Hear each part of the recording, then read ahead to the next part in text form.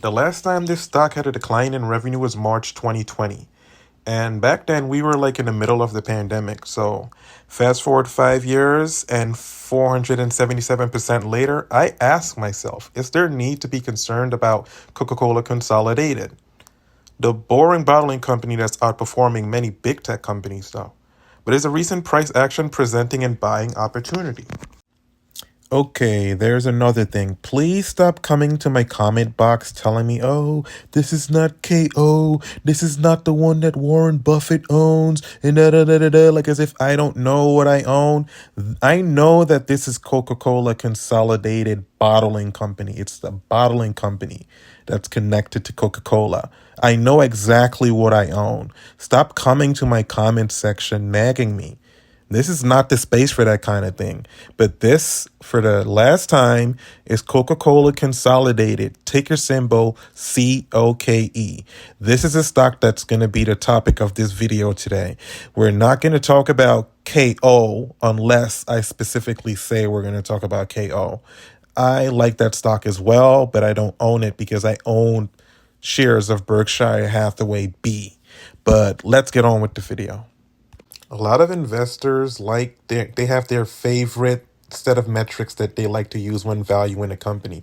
Me personally, my favorite metrics to use when valuing a company and seeing if it's a good investment for me, I have to look at the returns. The returns on equity, the return on assets, the returns on capital, and the returns on capital employ especially interest me. Like I love those metrics when evaluating a company. And as you can see with this company, they have strong returns on everything. A lot of people, a lot of investors wouldn't even invest in a company if the returns are not at least double digit. And as you can see, this company is well within that realm. And there's a lot of things about this company. Their strong returns started in 2019 and it's continued since. Before they had decent returns, but now their returns are like juiced. And there's a good reason for that. Like I can make an entire video just off of the change that switched on something in this company that's making it perform the way that it's been performing these days. Like I really love this company. It's one of the few companies, if I had to choose between this company and a lot of other companies that I own, I would easily own this company because they're connected to such a great company. And I mean, greatness breeds greatness, and steel sharpens steel, as we all know.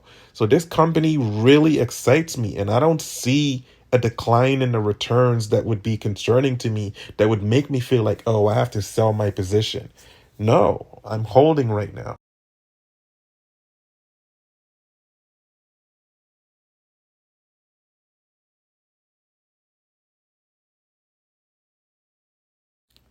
Oh, and by the way, if everybody doesn't know yet what's going on, there's been a 10-for-1 stock split. This past week, the stock should be trading at the split adjusted price right now. So if you notice that your stock is looking kind of wonky or anything like that, just know that there's a stock split. If your stock hasn't split, you might want to talk to your broker and ask them what's going on. But on top of that, just this is not financial advice. This is just a video of me, a retail investor, making a video about a stock that he likes.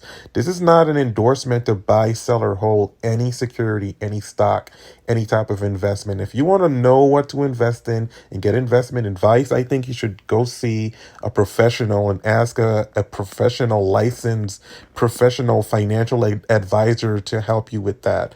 And that being said, let's move along with the video.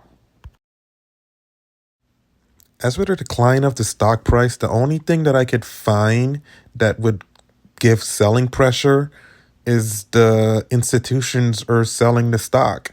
I mean, people are panicked right now. A lot of people are panicked. A lot of people are managing risk. And the stock has ran up quite a lot in the past like 5 years. It's up like 400% plus or something like that. So I could understand why a lot of institutions will sell the stock. And then on top of that, a lot of institutions just do not like when companies split the stock. They like a stock that's expensive so that you won't have a lot of those like fluctuations in price and surges in price or downside of price because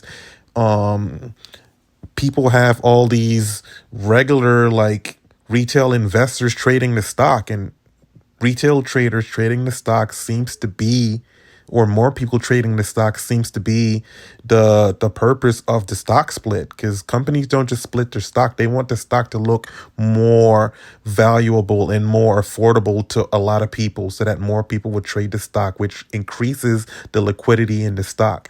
Me personally, I'm not a huge fan. Again, I'm not a huge fan of stock splits, but I mean, here we are. And even though institutions are selling the stock, that's not a sell stick signal for me. It looks like they're managing risk. A lot of them are managing risk, and so am I. And that's the reason why I'm making this video, to let you guys know what I'm doing with the stock and why, and how I make decisions based on facts and what I already know and what I will know in the future, because I will continue to research the stock, and I never will stop researching a stock that I own, because you could never know more. You could never know enough. You need to continuously learn as an investor, and that's what I plan to do, and that works for me very well. It took the heat of the pandemic to make Coca-Cola Consolidated stock falter, and I've studied the stock as deep as I possibly could, so I have extensive knowledge as to the history of the company and the direction that they're going. So I don't panic and behave irrationally when the assets I own seem to be at risk. I think clearly and study the facts as they are. Then I make a decision that's best for protecting my asset values, as the greats like Warren Buffett teaches. I mean, it wasn't long before I found the reason why of the recent decline in the Coca-Cola Consolidated stock.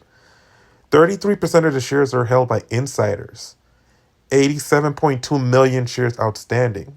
In March alone, institutions offloaded more than 1 million shares of Coca-Cola Consolidated.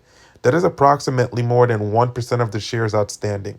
Keep in mind, Coca-Cola Consolidated has a 33% insider ownership of the shares. So only 28,776,000 shares are available for sale at the moment. So in actuality, the impact of the sale should be about 3.4751 of the tradable float. Yet the stock is down 9% year to date. This seems to me like too much of an opportunity for me to add to my position. So that's exactly what I'm going to do. Whatever you do, make sure you do your homework. Shares are now trading at about $114 split adjusted, but well off its recent February $145 per share. Can we say discount?